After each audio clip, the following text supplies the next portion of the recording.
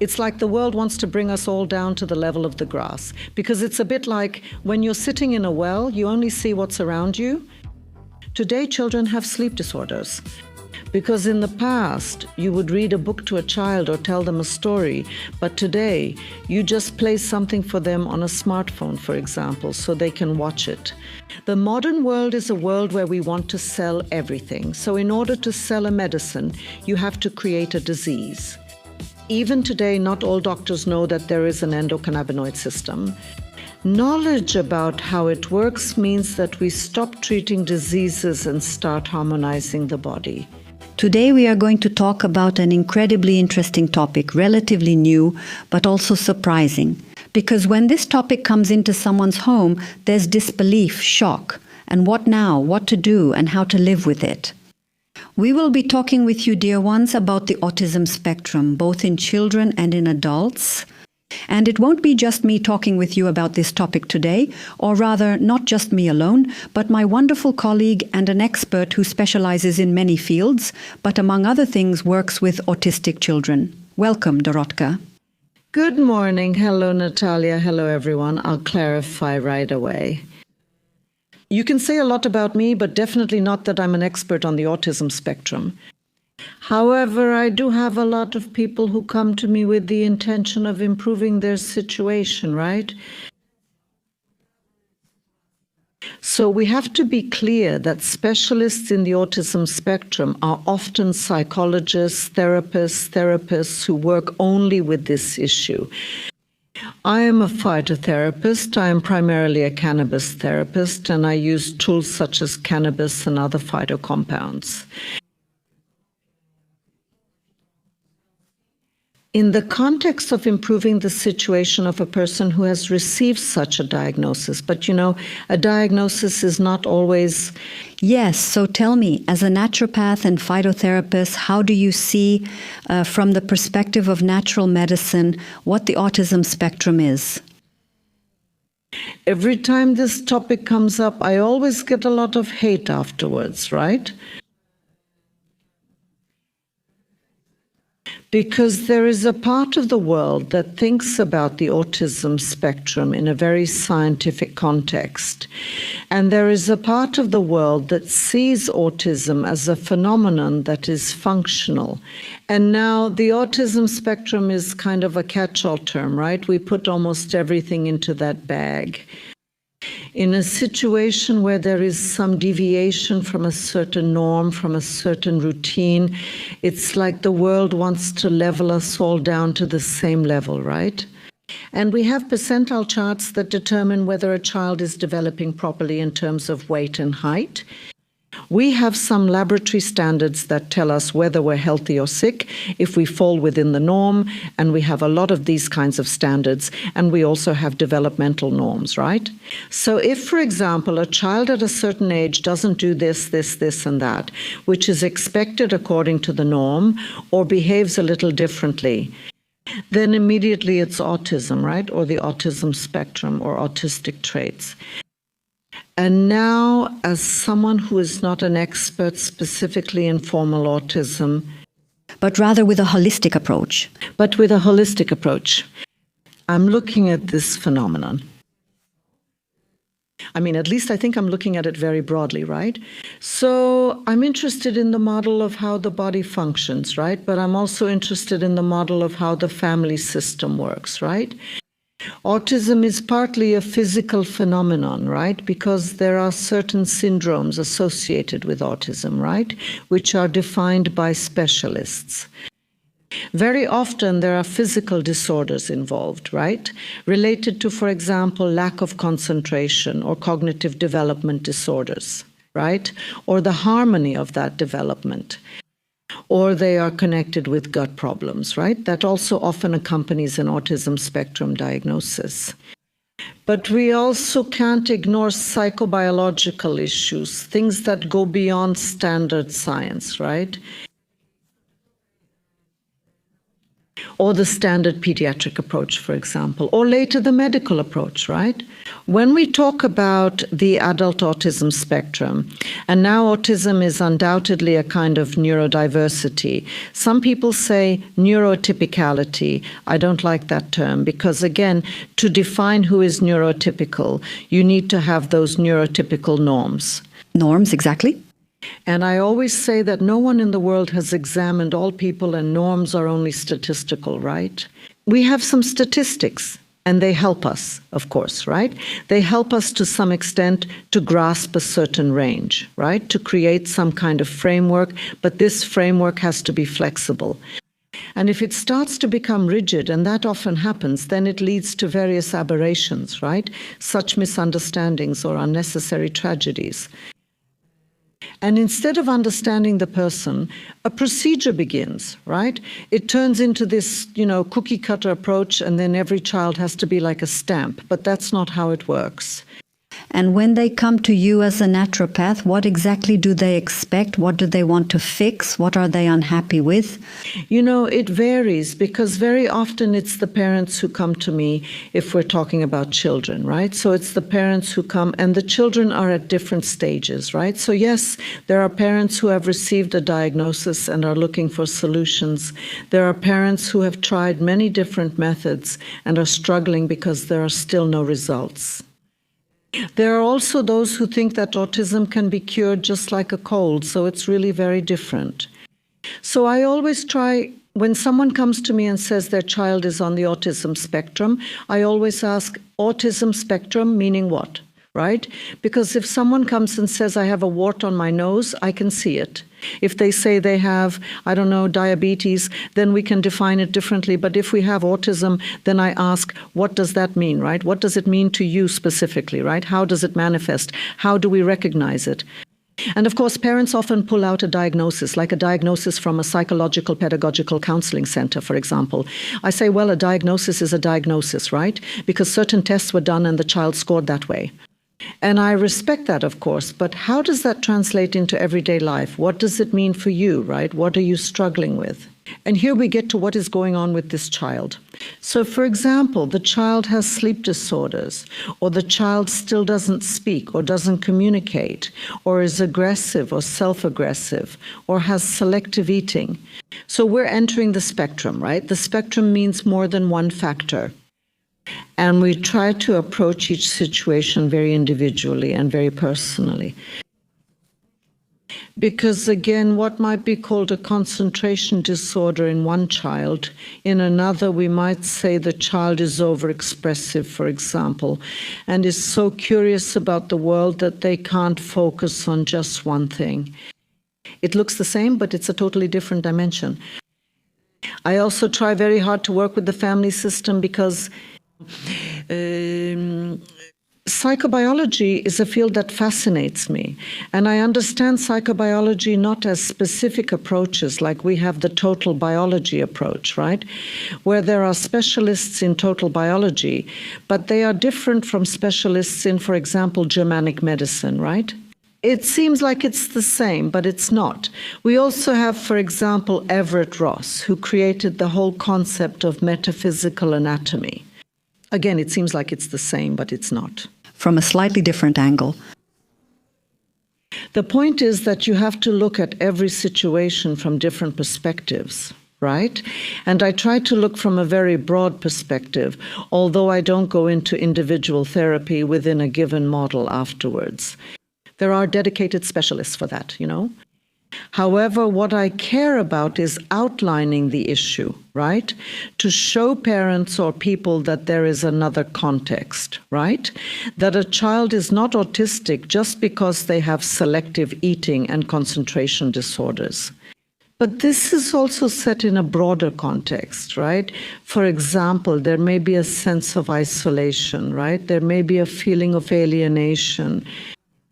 And here I once had a situation where one of my videos went viral with what I meant, and there was a huge amount of hate. Of course, I won't even mention some of the language people used, but even the more substantive criticism was that I was supposedly suggesting that it's the parents' fault that the child has autism, that we've moved away from that it's already been dismissed. But I never said it was the parents' fault, that they're cold. Oh, because I used the term cold upbringing, among others. But, that was taken out of context. Oh, okay. And of course, there's no such thing as cold upbringing anymore, right? And of course, we don't call it that anymore. And of course, it's not a matter of if the mother is colder, right, that the child will have autism. Of course not, right? But you have to look at it very, very broadly. And sometimes this mental isolation is not a matter of fault, but a matter of conditions, often passed down through generations, a matter of certain beliefs, certain imposed patterns of behavior. But there are different factors that overlap with each other. However, there isn't a single factor. And now, of course, there are also different schools of thought. For example, there are some that say autism is a typically genetic disorder, right? So is it typically genetic? Well, we know it's not, but there are situations where genetics can play a role. But again, we need to clarify this. Is it genetics, epigenetics, a predisposition, or the conditions that accompany this predisposition, right? And allow it to develop. So this is a very, very broad issue. And now we could talk about autism for the next 8 years, digging into the topic every day, or we can try to help people in their everyday lives, right? And I tried to come down from this big general level to a level of understanding, a level of catching certain threads that sometimes parents don't grasp, don't see, because, it's a bit like when you're sitting in a well, you only see what's around you, right? And if the well has, a closed lid, right? Well, then it's really bad. But then I become the kind of person who broadens the perspective a little bit. But then once we get off that general level, right? Once we've talked about certain things, once the parents realize something and say, yes, you're right, that's how it was, right? And when it comes to the details, those are already specific tools, right? That can be used. And what is also very important to me is to treat the little person as a subject, not as an object. Because now we adults often have this idea that a child is, just this little silly thing, right? And as if they don't understand anything, don't feel anything. And, Or simply we adults know better. Yes. But we forget that many reactions that concern children who are labeled with autism are simply reactions that result from a lack of certain skills. I always ask this question, as an adult, let me ask you this question, for example, as an adult, do you sometimes swallow your anger in situations where something really throws you off balance and you just want to grab and shake someone? But you don't do it because you're a polite person, because it's not appropriate. Because since anger is harmful, you should calm down. Because you can estimate the consequences that will come from this, right? But if I ask you how many years you spent learning this, it turns out you simply had time for it. And even then, you can't always manage to master it, right? Yes. And there are circumstances when we lose our temper. And now we have a little person who, is just small, simply is young, hasn't had the chance to learn those skills yet. Well, how is he supposed to, navigate this world? So he starts stomping his feet, for example. And we say, well, either the mother, right, can't control her child, so she's a bad mother, right? Or it's a bad child. An unruly brat who, is acting out, but it's not a bad mother or a bad brat. You have to look at each situation in a very precise way. What causes a child to escalate their anger like that, right? Why do they do it? How did they learn certain mechanisms, or are they unable to do it differently? Well, they can't because they never had a chance to learn it, right? So only when we see that there's a problem can we try to solve it, right? And here, different therapies and different approaches come into play, right? And a psychologist, and not every child has to be the same too. And today we have a very strong tendency to stigmatize, right? To put people in boxes, to label them. And once that label is there, it just gets worse. On the other hand, unfortunately, that label often helps in today's world. Because again, if we have a child without a label, then you can't, for example, use systemic support, right? A mom won't go to a psychologist maybe because she can't afford it, so she would like to use a psychologist, I don't know, maybe at school, kindergarten, or another institution, but she needs a document to get that support, right? So often parents agree for their child to get a label just to help them, right? And then it becomes a vicious circle. You know, I used to work as a speech therapist, and children would come to me who had been diagnosed with developmental delay. And just because a child starts talking later or doesn't express their emotions in the same way, it doesn't mean there's something wrong with them. That's exactly what I can't. Honestly, I don't know how these studies on autism are conducted, how long they last, or their conditions. Because I remember when those children were being diagnosed, when I asked the parents why, since it's such an intelligent child, and yet someone writes that there's mental retardation and even assigned specific levels. And the mother explains that there was a committee, several people, the child came in, they gave him tests. But if you put an adult in front of a committee like that, they'd probably forget their own language. Well, of course, that's true. And how else do they do it here? I don't know. Do you ever make mistakes? You know what? Of course, yes, there are mistakes very often, really very often. Besides, we forget that the human body is a very complex machine.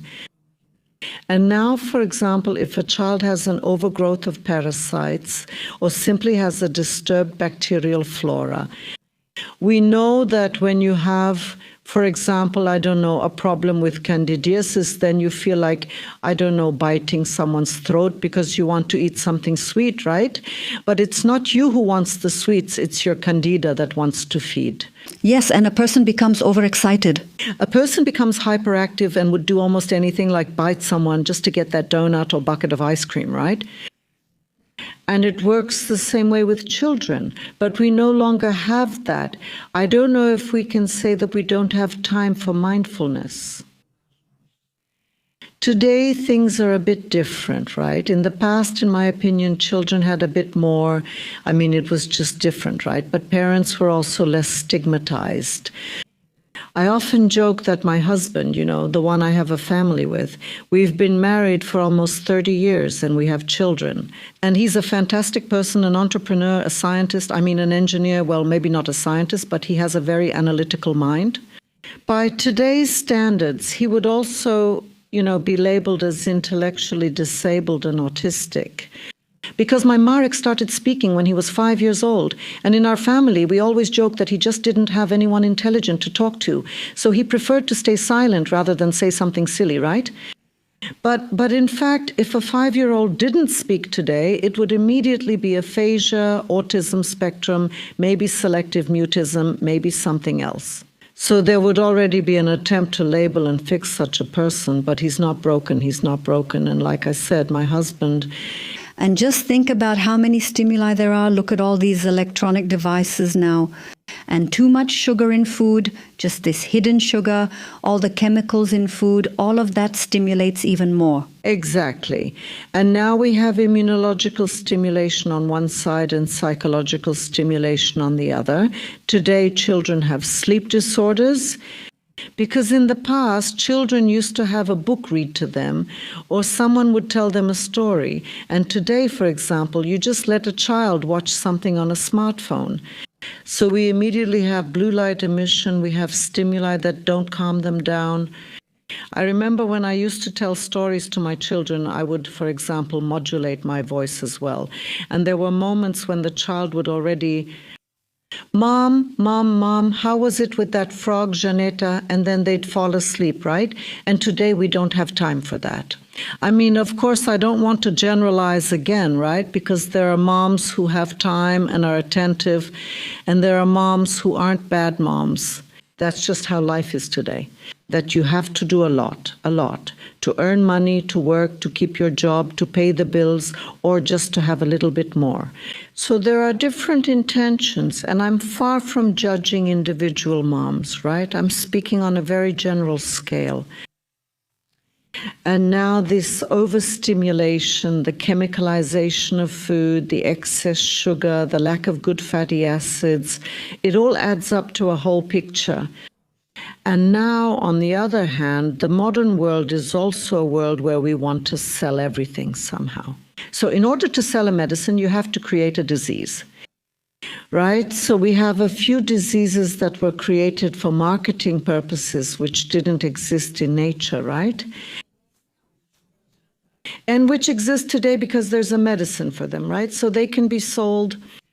And tell me, Dorotka, when it comes to solutions, because obviously there are certain procedures again, but as a naturopath, what can you suggest to moms?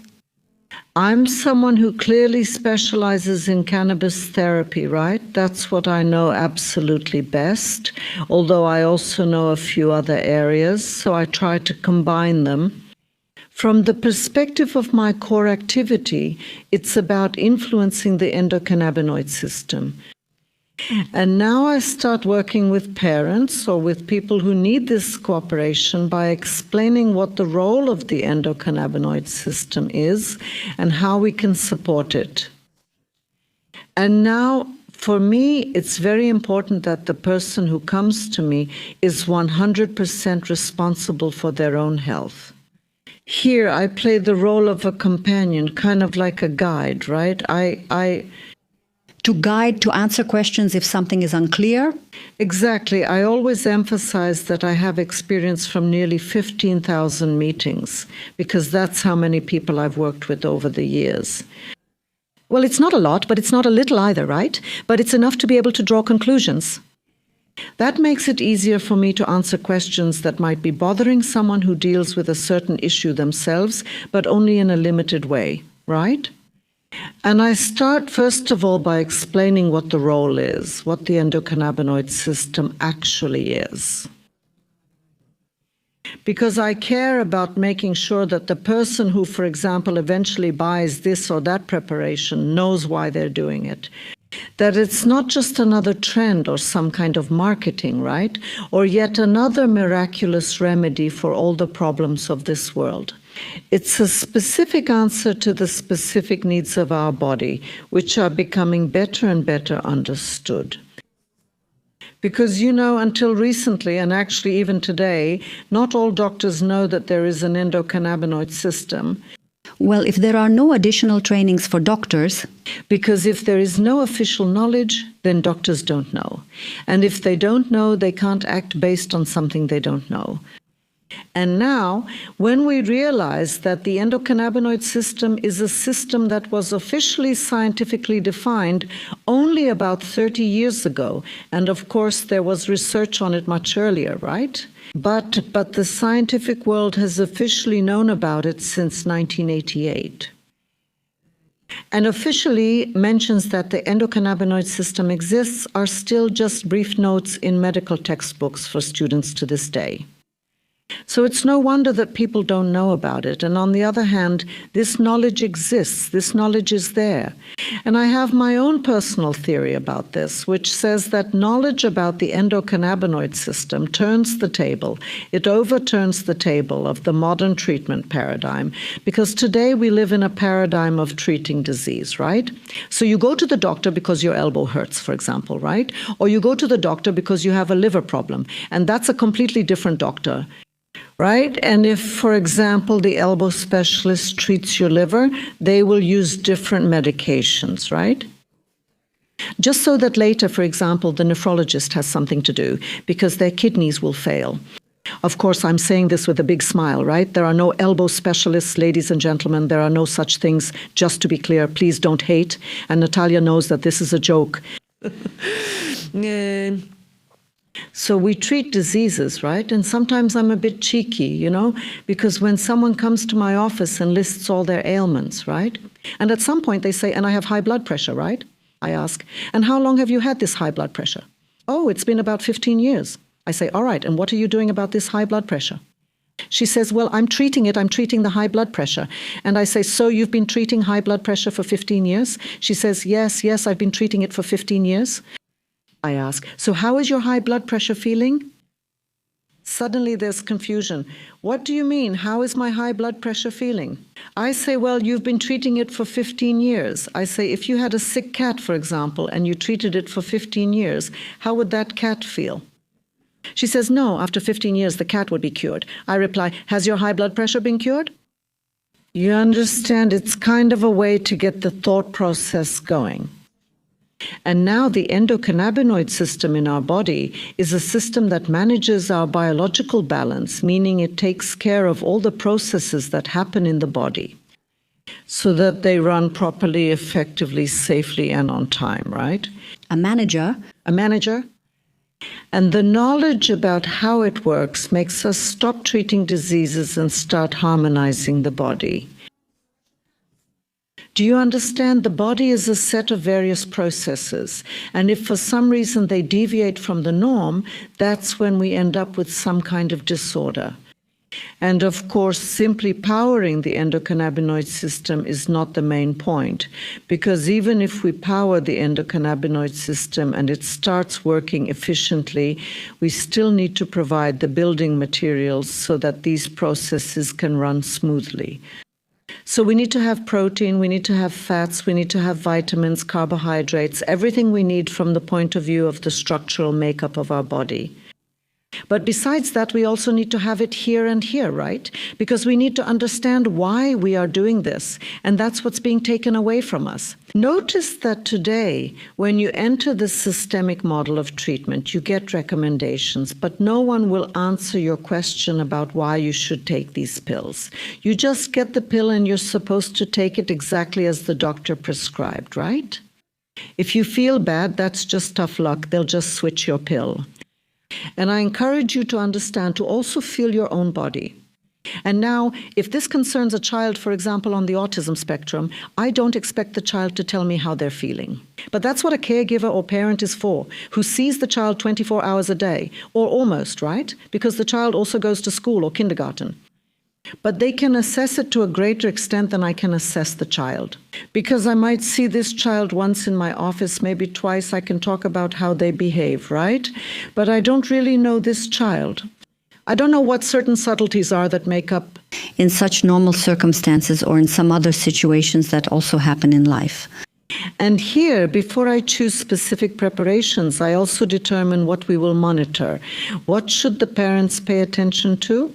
Sometimes it's also the case that parents themselves don't know what to expect.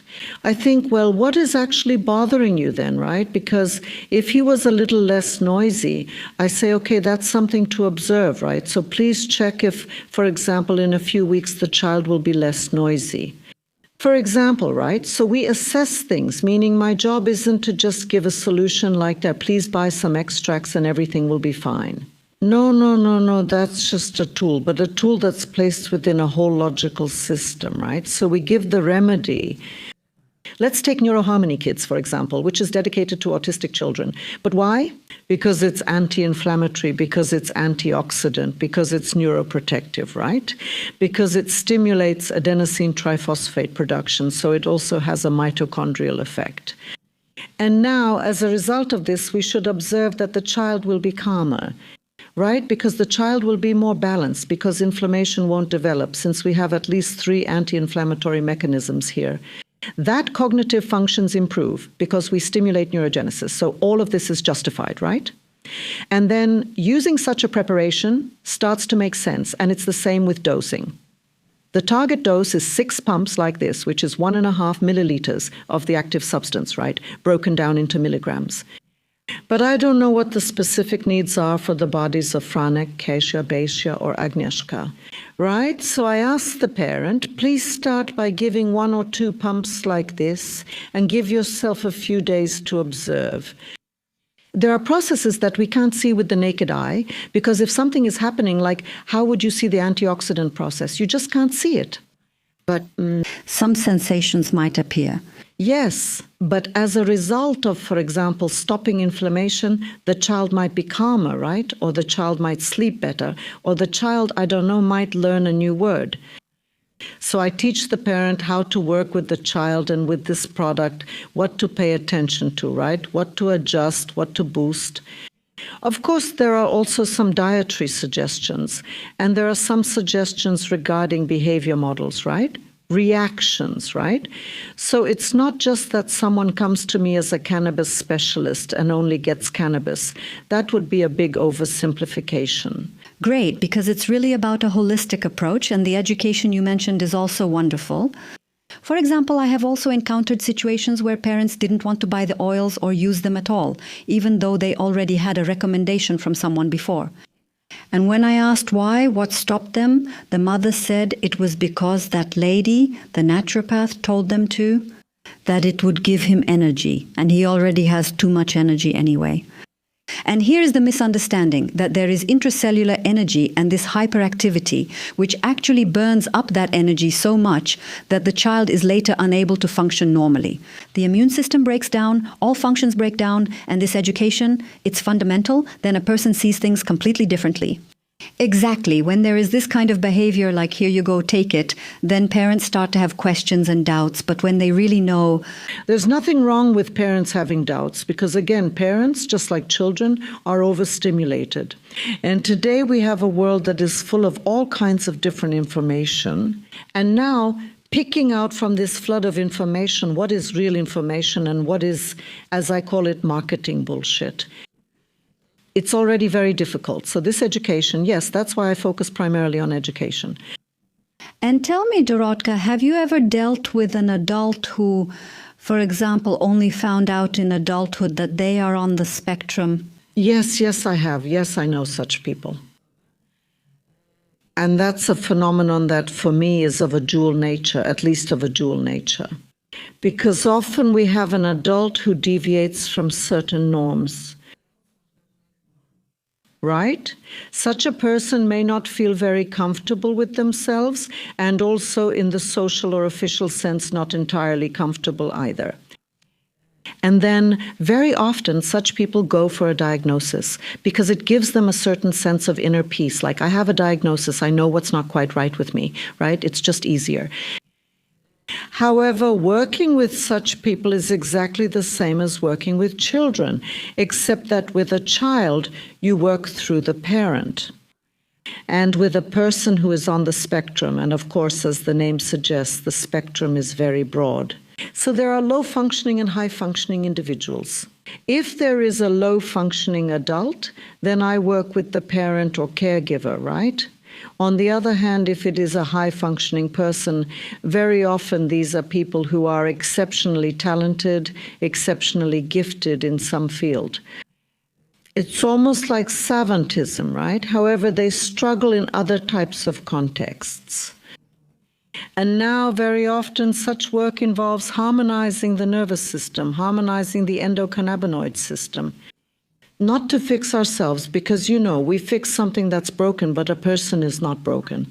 And that's a different way of perceiving the world. Exactly. And to give that person space, just to let them have the space to think differently, to feel differently, because they have the right to do so. As long as they're not harming anyone. Right? So go ahead. And of course, again, I know there will be hate because it will turn out that I'm oversimplifying and making things shallow. But yes, that's how I feel. However, of course, this is just for the purposes of our conversation and life is more complicated, right? So again, you have to look at each patient individually, at each person, listen to what they feel, how they interpret certain events, right? Because that's also very often like a forgotten aspect, which is our inner part. Right, which I call the untouchable zone.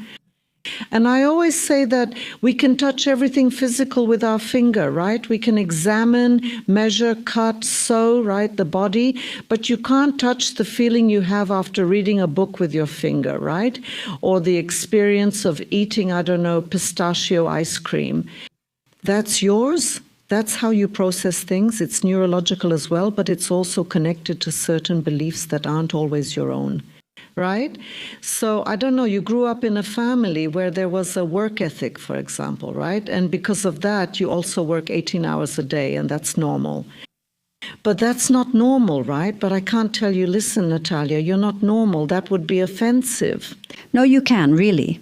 No, I can't, because that's a certain value system you've developed through experience. And now, if we want to change that, then based on why you need this change, you have to see for yourself that this system isn't supporting you, right? But it's not about me telling you that, you're acting foolishly. It's about you coming to certain conclusions on your own. But also with respect for how you learned this, that it's not your fault, that it's not any kind of punishment either. And that's also part of my work, this expanded perception of seeing yourself in the world. And does it have to be related to autism? You know, autism, as I say, is also a label, right? I always emphasize that autism is also a way to organize your feelings, a way to organize experiences. That can also be autism, right? It's also a model of protection. Autism can also be, a kind of neurobiological protection from the world, right?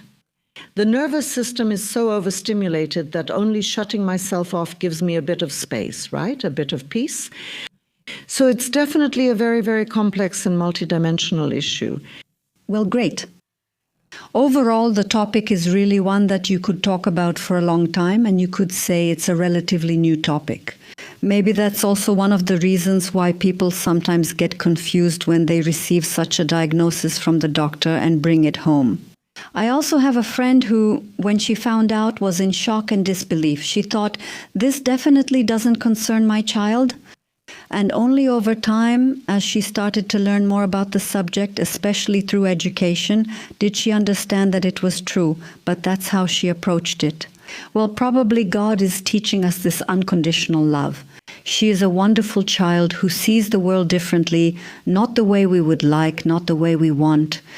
But for him, we are probably also people who act a bit differently than he would like. So whose point of view is right now? That's true. The world tends to try to organize, systematize, and average everything, but I don't think that's really possible. And I want to emphasize once again, I'm not saying that autism doesn't exist. The real full-scale kind that brings a whole range of consequences. But the diagnosis of autism is definitely overused, and sometimes it's just convenient. It simply brings some benefits. That's one thing. But I also see it in terms of understanding the world yourself and also respect, because you can't reduce everyone to the same level, right? We have the right to be different, but the world takes that away from us a bit. Besides, everything starts to be treated as an illness. Look, for example, the fact that we age is a natural process. Of course, we have plenty of ways to rejuvenate ourselves or slow down the process, but aging is a process, and we know that. However, it turns out that's not the case, that old age is a disease. Yes, that's the definition now. Old age is a disease, meaning a disease according to the world that's been trying to be implemented here for years. Well, a disease needs to be treated. A disease needs to be treated, right? So soon there will be pills for old age, right? And again, well, maybe that's a good thing. I don't know, but it just seems kind of strange to me because it's like it somehow contradicts our integrity as a human being. We don't give ourselves the right to be ourselves. To be ourselves, to go through different stages, to be diverse, to have the right for this diversity to exist. So on one hand, for example, I recently listened with great interest to a lecture by one of the longevity specialists, right? And that there are parameters that you can reverse biological aging and so on. But on the other hand, I don't know, this world is a bit strange. I think I'm autistic too. Yes, do you perceive it differently? Yes, although no one has ever diagnosed me. Great. Dorotka, listen, tell us at the end of our conversation, because honestly, we could keep talking and never finish. But especially for those people who have it themselves or in their family, what exactly can they do? Maybe just one general piece of advice. One piece of advice? I can't give only one piece of advice. But if I had to put it in those terms, I would say to take care of your endocannabinoid system. Really, really, because it's a game changer, right? The influence of the endocannabinoid system is so broadly systemic that it makes a huge difference. So I just invite you, really. Besides that, yes, speaking of longevity, cannabidiol is the real elixir of youth, it's the real thing, because it stimulates neurogenesis. Okay, great. Tell me also on your channel, on your website, where the store is, because I'll post a link to the oils. So people can get there. We'll definitely give them some kind of discount code. But do you also have information there? Is it in the form of a blog? Are there any articles where they can also educate themselves a bit? Ladies and gentlemen, yes, on our website there are descriptions, there is information, very reliable information according to the European Union standards. Well, what can I say? I invite you for a consultation because then we will find out everything, really. All right, dear. Thank you very much. Thank you so much for this conversation. I think our viewers will draw the right conclusions for themselves, read up, educate themselves, and we wholeheartedly wish everyone lots and lots of health and see you in the next podcasts. See you. Thank you so much for the invitation and for your attention.